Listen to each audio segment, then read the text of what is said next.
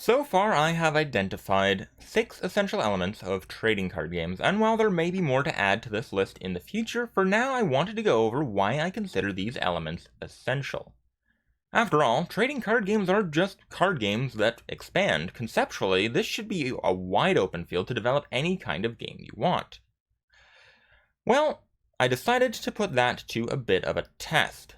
This is a card game that I designed. As you may have gathered, game design is something of a passion of mine, and this particular unnamed game is the result of me giving myself a design challenge, or rather, 2 design challenges. The first challenge was inspired by Yu-Gi-Oh! I still think the core rules for Yu-Gi-Oh! Are quite poor, but I was more interested by the idea of a game with no resource engine. Could I design a game without a resource engine, but with a more robust and engaging set of core rules and gameplay? The second challenge was inspired partly by Magic the Gathering, but also by looking at trading card games in general. Given the extreme importance of card advantage in trading card games, could I design a game without a concept of card advantage? In designing this game, I wanted to meet both of these challenges while still ending up with a fun-to-play and strategically engaging game at the end of it. So, first up, how do you play this game? Each player begins with a 30-card deck featuring no more than 3 copies of the same card. So far, there are 3 colors of deck to choose from. Green, which focuses on low-powered attackers working together, blue, which focuses on utilizing the trash, and red, which focuses on trickery and movement to compensate for its lower power overall.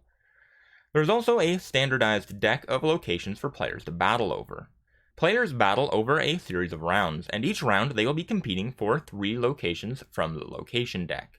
1 ruin worth 2 points, 1 forest worth 3 points, and 1 city worth 4 points. Players begin each round with a fresh hand of 4 cards from their own deck, and they take turns back and forth playing 1 card from their hand to one of these 3 locations. Each card also has an effect that activates as it is played. Once each player has played all of the cards out from their hand, the player with the most power at each location takes that location to add to their score. The first player to get to 15 points total wins.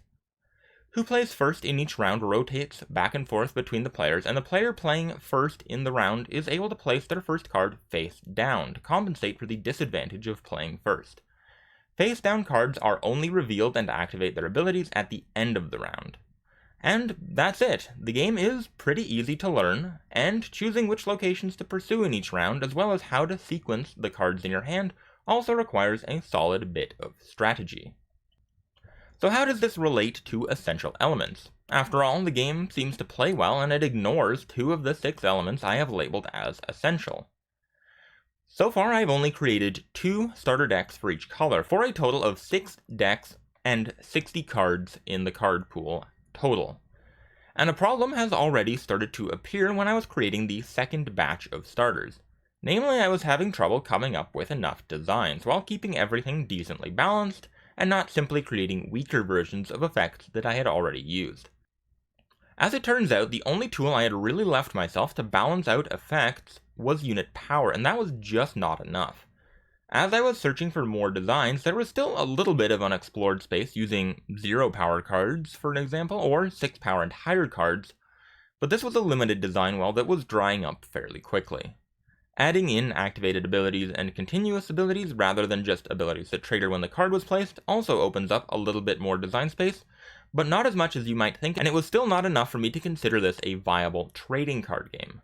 Another potential solution was an extra deck, which could open up a ton of extra space, but it was the same solution used by Yu-Gi-Oh!, which rather defeated the point of the exercise. The other solutions were all ultimately some form of a reintroduction of resources or card economy into the game, such as using cards in the trash as a cost to activate more powerful abilities, or creating an archive similar to what is used in Keyforge and Flesh and Blood to carry cards over from one round to another.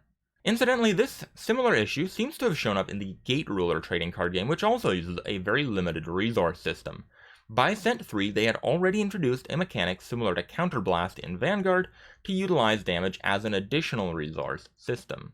I never got quite that far into this game since it was never a game I'd planned to release in the first place, but it did leave me with a better appreciation of why card economies and resource systems are such universal fixtures among trading card games. Between this experiment, another game I created to function without a life system, and Yu-Gi-Oh!, which has struggled with its limited base rules almost since its initial release, I started to realize that trading card games, or expanding card games in general, simply cannot function without a set of essential elements. These elements are not merely a design choice.